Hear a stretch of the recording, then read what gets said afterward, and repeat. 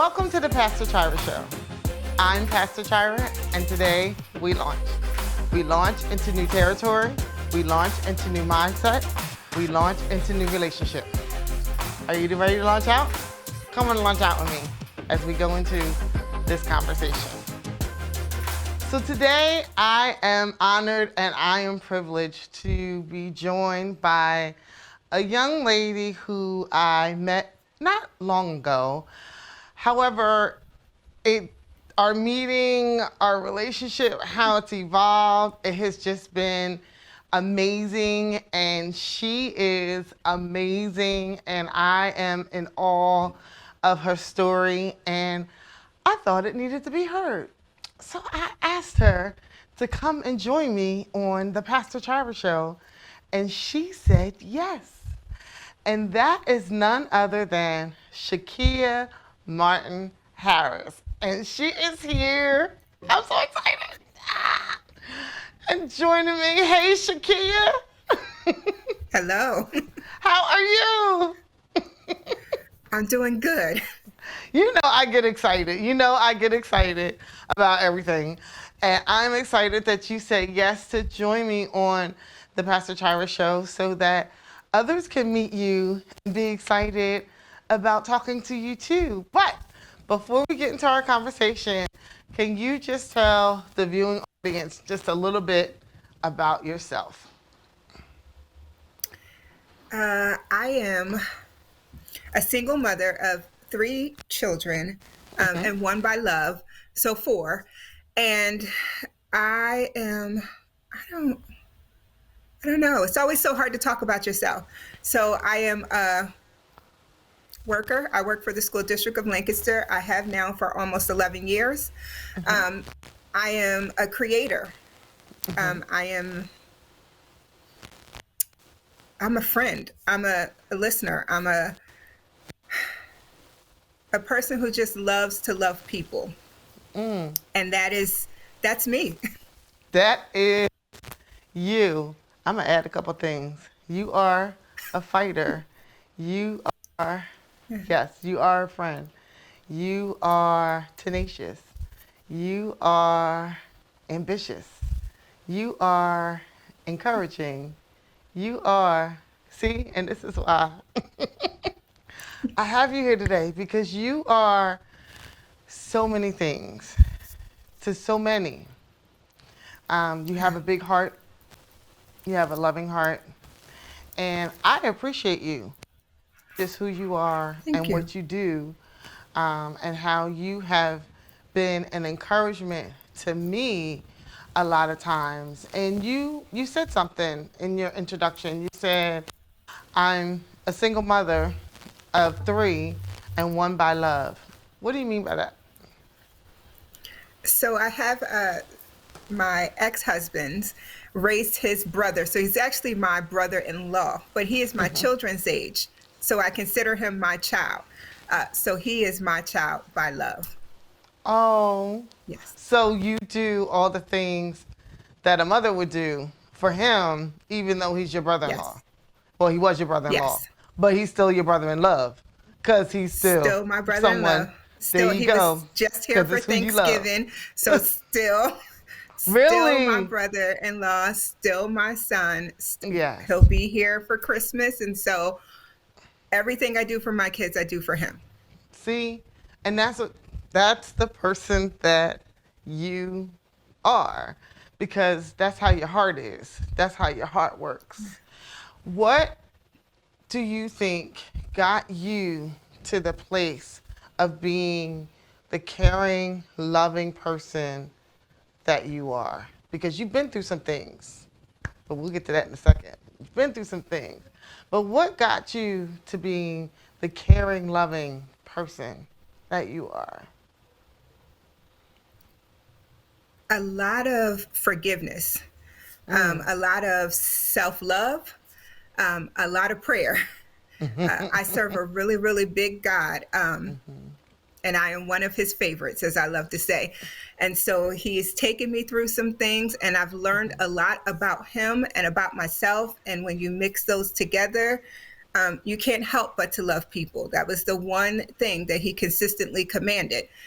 And it is the one thing he consistently showed. So how could I not? How could we not? And so even in that, like, yes, we have gone through a lot in our lives, and forgiveness is one of those things that we say that we have to do, but it's one of the hardest things that Yes. we are supposed to do. Because see, everybody, we don't have to. We're supposed to, but we don't have to. It's a choice, right? Forgiveness is a choice. What have you found that forgiveness has done for you? It's freed me. Forgiveness is freedom. It is absolutely freedom to forgive someone. But in forgiving someone, I always find that I need to go back and forgive myself in that situation as well. And I think that's the one thing we miss out. We focus on other people and we focus on the thing, but we don't actually focus on our part of it and what we've done to ourselves in it. And when you learn to really look at yourself, forgiveness gets a lot easier. It does, but you know what? A lot of times we don't even look at ourselves in the situation. So there's a situation and there's, whatever happens, disagreement happens, arguments happen, right? We don't agree. We have words. And what was my part in that? What was my part in the disagreement? What was my part in the anger? Because we get angry, right? And we express certain things and things come out. And how did you, because I know there are times when, I get into arguments or I get into conversations and I'm like, yeah, but what part did I play? What did I Right. do? What did I say? What was my body language? What was my face? Oh, child, this face. What was my facial expression? Right? Yes. All of that plays a part.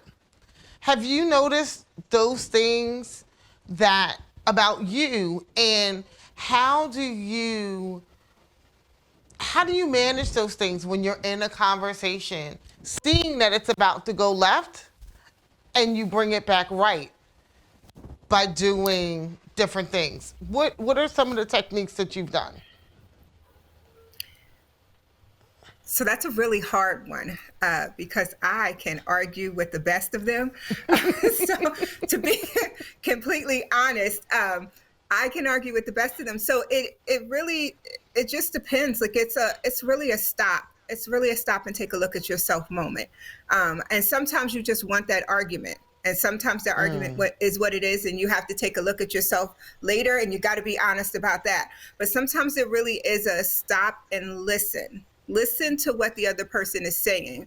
And sometimes it's a realizing that this conversation just can't happen, even though you want it to happen.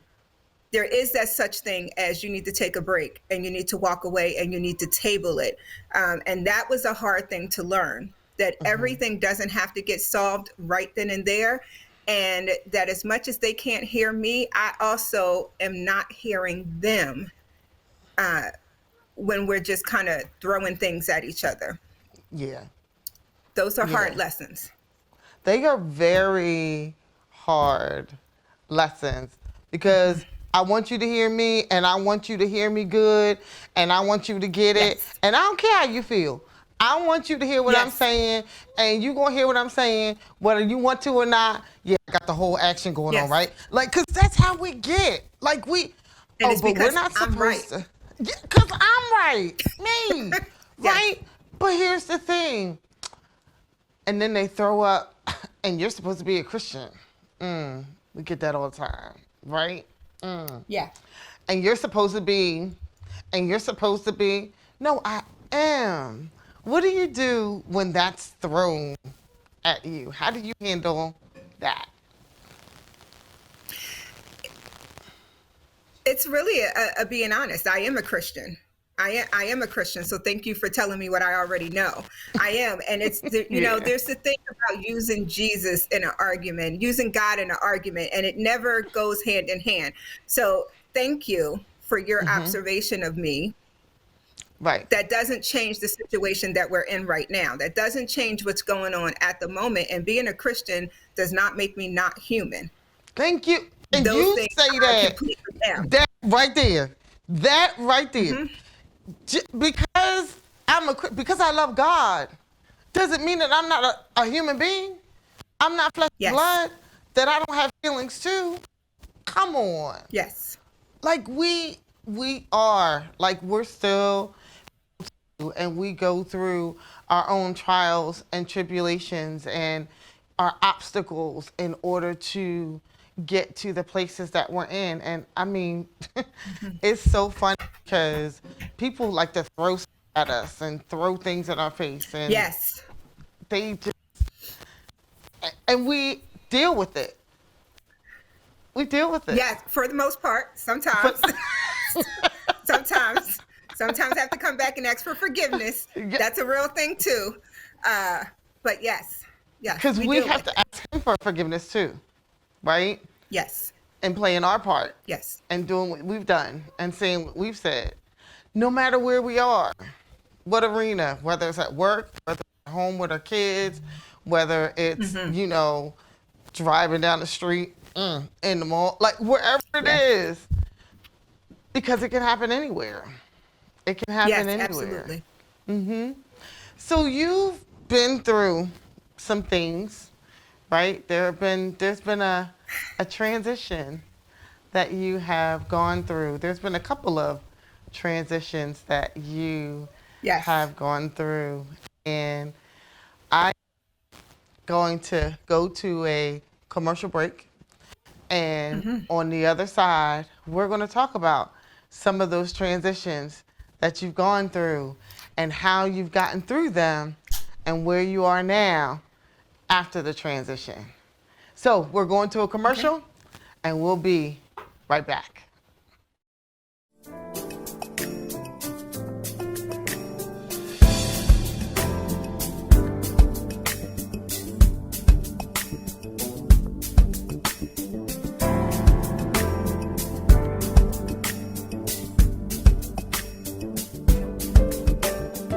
You can join us virtually or at the church, located at 458 East Rittenhouse Street in Philadelphia, Pennsylvania. We are back. And we are back. And we're speaking with Shakira Martin Harris. And we've been talking about forgiveness and how we forgive and some of those things that we have been through in our life and how we've gotten through them.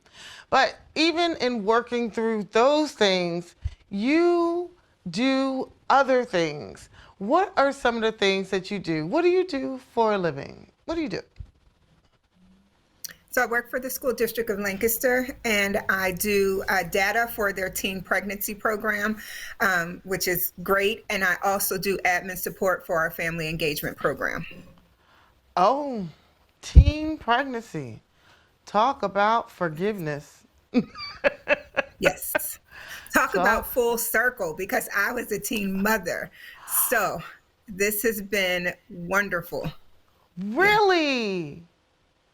Yes. Wow. So, okay, so let's back up. So you were a teen mother. So how did you get to working with the teen mothers in the Lancaster School District? God. God. So I started in the Lancaster School District. This December would be 11 years ago, and I started as a part-time aide. Is how I started, and then I moved to a para, and while I was in the para, I am the one that does multiple things, even if it's not my job, and so I had a lady who said to me, I have a position that would be great for you. You should apply an interview. And I did. And I didn't actually get that position. But what came out of it was the person who got the position was then leaving her position, and this was it. And this was the only way I found out that we had this program. And so I've been there for almost 5 years. Wow.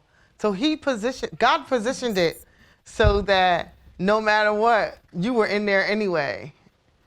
Yes. He always orchestrates things that are just right for us in the place that we need to be.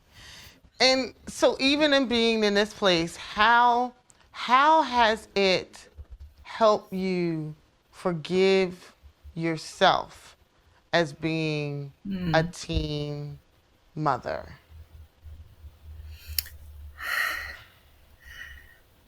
I think the girls are a constant reminder of just faithfulness.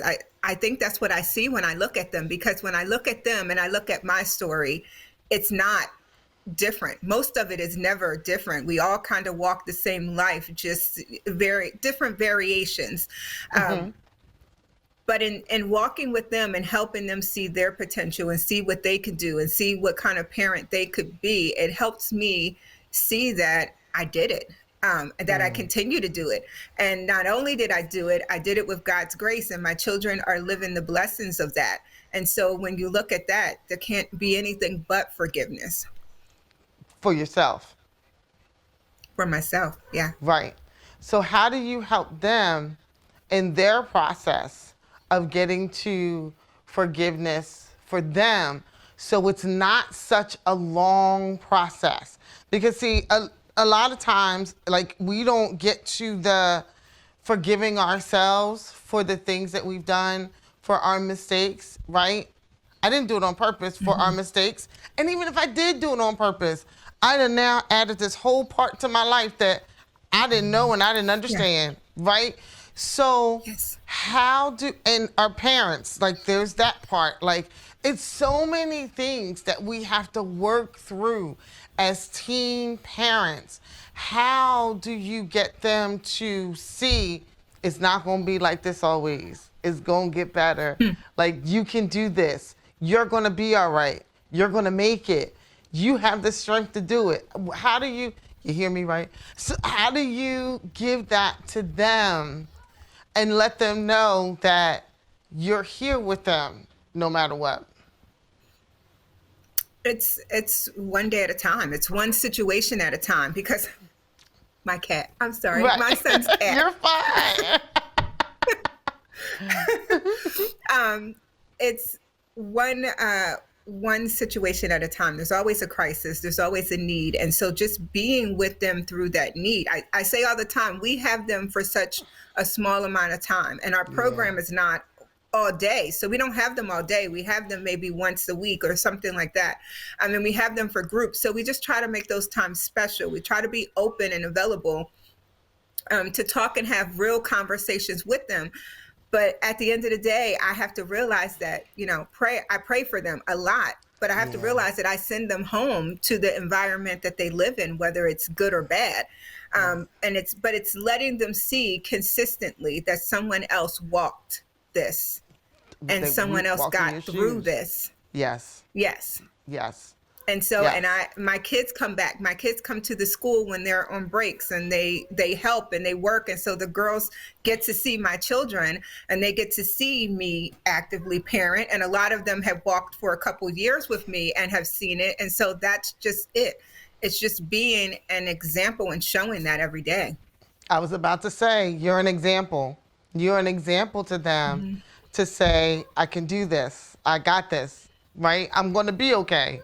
Yes. And that's something that we always have to be. Like, so I understand what you're saying, because I worked with a teen pregnancy program years ago. I've worked with youth and young adults. I worked with youth and young adults years ago. And in my years of doing that, a lot of them, I still today, 20, 25 years later, I still have relationship with these young people. Yeah. So it's not just then, it is the consistency part. We have to be consistent with them no matter what. And then with their kids, because it's cyclical, right? Like, it really is, yes. It's cyclical, and we become aunties, right, and other moms, and we become all of those things. Yes. Do you see yourself doing that as well? I do. You very much become like another parent, like another, as some of them say grandmom, because I'm the oldest one in our program. Right. But Right. and so it's walking through that. But it's just a relationship. It's just the being there. I think that's the most important. It's really hard. So as a teen parent, I actually lived a good bit of my pregnancy and after my pregnancy in a group home. So having people to walk alongside of me, I had every day, and that in that place. And House of His Creation was a wonderful place. It still is a wonderful place.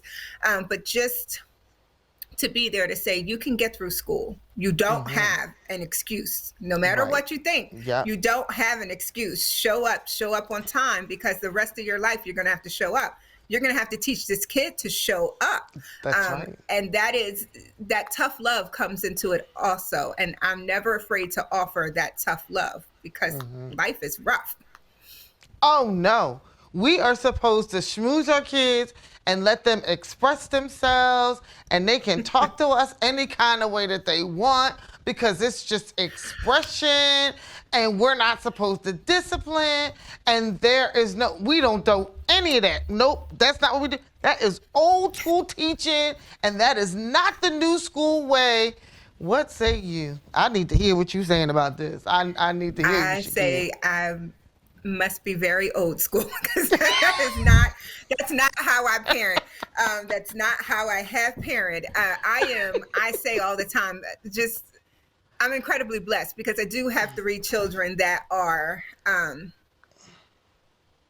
very good. They're very different. So we have our levels of what mom can take and what mom can't take in the house. And so, but I have been very blessed to have children that have not really given me any hard problems and haven't followed the family cycle. The generational awesome. curses was really really preyed upon, and God has been faithful. And my girls one's graduated college, one's in college, nobody has any kids, and I am happy. And God is good. And my son is coming up, and he doesn't have a kid either, and I am happy. Yes, we are happy. And even with all of this, with raising children and, being an example to others and doing all that you do, you have something else that you do as well. What's that? Yes. I make jewelry. I make waist beads. I make waist beads. I make bracelets. I make anklets, and I might have to get into necklaces soon. And I also do a small group, right? I also do a small group for women every Thursday. And each one of these things came out of situations that were a situation that was just devastating, at a period of my life that was devastating. But I do believe that devastation breeds purpose. And creativity. Yes. So what, if you don't mind me asking, what was the devastation? A divorce. It was a divorce. Actually, it was a divorce, but it was a accumulation of a whole lot of stuff before the divorce. It was an accumulation of realizing that I wasn't happy, realizing that I wasn't happy with the marriage, realizing I wasn't happy with myself, realizing that, COVID, we were in COVID, and my son was having mental health issues and ended up in a hospital. And in the end of all of that, I was like, Lord, this is horrible. This is horrible. And I'm at the end, right? I'm at the end. And so what comes out of that? And it was that you really need to be true to yourself. And so being true to myself this was not where I needed to be. And so out of that came, I need to do something for myself. And that's where waist beads came from. It was a way to express myself and to bring some self-love to me and some self-appreciation to me. And then my kids said, Mom, I think you can do this. And Mom, I think you should make this a business. And I said, no. And my daughter said, I booked you a show. You're going to go do this show and you're going to sell your jewelry. And that's how that started. Oh my gosh. You said no. She said, okay, you can say no all you want, but you going to this show. And I done paid for it. So just like if you pay for it for me and you would make me go, I'm making you go. Yes. Oh my goodness. That is amazing. And in here lies your business. And what's your business called? Yes. It's called Treasures for You Too. Oh. And it's just very simple. It's God has treasures for me. He has treasures for you too. So that's just very simple. That's where the name came from. Oh my, and it's true. Because he does. Yes. He has treasures for us. We are his treasures. And he has more treasures for us. Oh, okay. You know I'm a crybaby and I'm about to cry like yet again because that is amazing. And so you got healing through hurting. You found a way to heal. You found a way to love you again. You found a way to value you. And you found a way to do that and to also show others that they can do it for themselves as well. Wow. Yes. Wow. That, that is the most exciting thing about doing waist beads. It's the creating for someone else. But I think the thing I value most is if we're face to face and I actually get to fit you for your waist beads. Because to see the look on someone's face when they put them on for the first time is always priceless. And it's every waist bead that I make is prayed over. It's prayed over with intention before it even goes out. So it's purpose. Yeah, I found purpose. It's purpose. You found purpose. I'm so glad that you found purpose. So we are out of time. So how can others be in touch with you to get the waist beads? Oh my gosh, I'm so excited. How can they get in touch with you? So you can follow me on Instagram at Brekia2000. So that's BREKIA 2000. I also have an Etsy shop. It's Treasures for You Too. If you look up Treasures for You Too on Etsy, it is there. Or you can follow me on Instagram, and it's under Shakira Natasha on Instagram. No, I'm sorry, on Facebook. Shakira Natasha on Facebook. And you can just message me and place orders that way. I appreciate you for joining me on the Pastor Chira Show, just to give some words of wisdom for those that are watching today. I'm Pastor Chira. This is the Pastor Chira Show, and we will see you next week.